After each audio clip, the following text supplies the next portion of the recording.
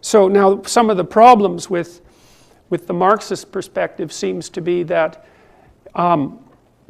victimhood, a sense of enhanced victimhood, tends to produce an intense sense of resentment, and that's a very bad idea because resentment is a very toxic and violent emotion. It's also very ungrateful, which is one of the things I would really say about especially the radical left student types, especially at Ivy League universities. I mean, it's really quite a spectacle to see people at places like Yale come out and agitate as a consequence of the realization of their own oppression, when by any reasonable standard, current or historical, they're probably in the top 1/100%, perhaps better than that, of all the people who have ever lived anywhere, ever.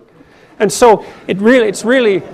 really quite staggering to me that the top 0.001% can express their resentment about the top 0.0001% in such strident terms without noticing that exactly the same claims of privilege apply to them by all you have to do is transform the bin in which you're doing the privilege comparisons, and that becomes immediately self-evident. And you know, the fact that as Americans, let's say, or as North Americans, since I'm a Canadian, that we're staggeringly privileged compared to the rest of the world is certainly a consequence of what you might describe as the arbitrariness of our political borders. And so, but to forget that when you're claiming a particular brand of oppression for yourself seems to me to be very ungrateful at the least, and certainly motivated, let's say, politically, because I think it justifies your expression of hatred for that tiny fraction of people who are still better off than you, and also a degree of historical ignorance that's absolutely staggering in its magnitude, and a complete indictment of our education system, which should be indicted in every possible way. So, now, the Marxists might claim to their benefit, let's say, with this worldview of class struggle as being the primary driver of human history and the well-off socioeconomically, because that's pretty much the only way they define well-off, which is also something I take great objection to, because there's lots of hierarchies in the world, and there are many important hierarchies, and not all of them can be reduced to socioeconomic status by any stretch of the imagination. Imagine if you were 80 years old and you had $20 million, you know, you might be perfectly happy to get rid of all that money if you could be 18 again. So and you know, one of the best predictors of wealth in North America is actually age, because you know, young people haven't actually had much time to make money, whereas old people have had quite a bit of time. But the problem with being old and rich is that you're still old. And that actually turns out to be quite a serious problem, because no matter how rich you are, you eventually die. And so the money has a very delimited effect with regards to addressing the fundamental problems of the suffering of life. And we know perfectly well from the empirical perspective that once you have enough money so that the bill collectors aren't chasing you around, essentially, something like the beginnings of a middle-class existence or maybe the upper end of the working class, then additional money has absolutely no bearing whatsoever on your psychological well-being. And that's actually an indication of the limitations of material comfort, let's say, as a medication for the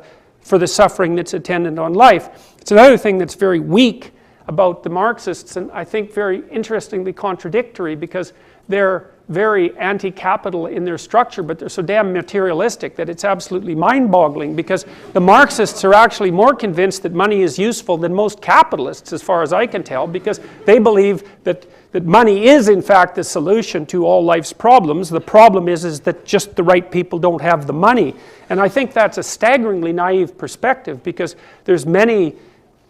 problems in life that money just cannot solve, and there's a fair number of them that it actually makes worse. So anyways, having said all that, you could also still make the case. I used to work for a socialist party in Canada when I was a kid, about the time I was 14 till the time I was about 17, before I figured out what was wrong, not so much with socialism per se, but with ideology per se. And I actually admired the socialist leaders that I had the fortune to be introduced to, because at that point they were very much voice for the working class, a lot of union leaders and people like that, you know, so they're classic democratic socialists on the labor end of the distribution. And it's absolutely necessary for labor and the working class to have a political voice, something the Democrats might keep in mind. So, and maybe they wouldn't lose their elections quite so frequently. No, I really think it's appalling, you know, because it's necessary for the working class to have a political voice. So, and to have that transformed into identity politics is a real catastrophe. Anyways, I think that the people that I met, many of them were genuinely concerned with the problems of the working class, and, you know, more power to them. And so I think there are people on the left who genuinely are trying to make a difference for people who could use a fair shot at opportunity in life. But at the same time, I noticed that a tremendous number of the people, especially the lower end worker,